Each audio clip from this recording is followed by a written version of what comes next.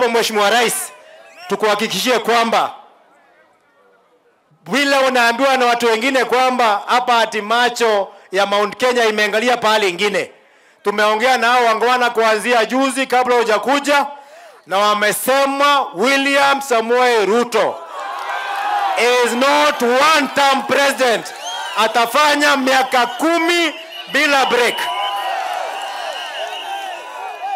And that is why you are not campaigning right now. You are working. Na hiyo kazi ambayo unafanyia wananchi ndio itakufanya upate 10 bila break.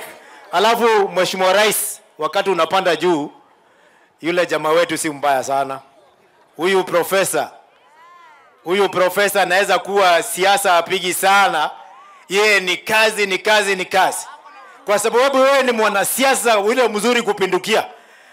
Kaa na huyu mungwana hapa anafanyanga siasa nusu na kazi nusu, ili you can get a good assistant to let the Kenya be able to know that you can be able to work. Na tusisemi ukisema kitu tofauti tutakufuata. Hata ukipiga kona tutakufuata tu. Lakini ukibeba yule jamaa tutakufuata kama tunakimbia kama gari la moshi.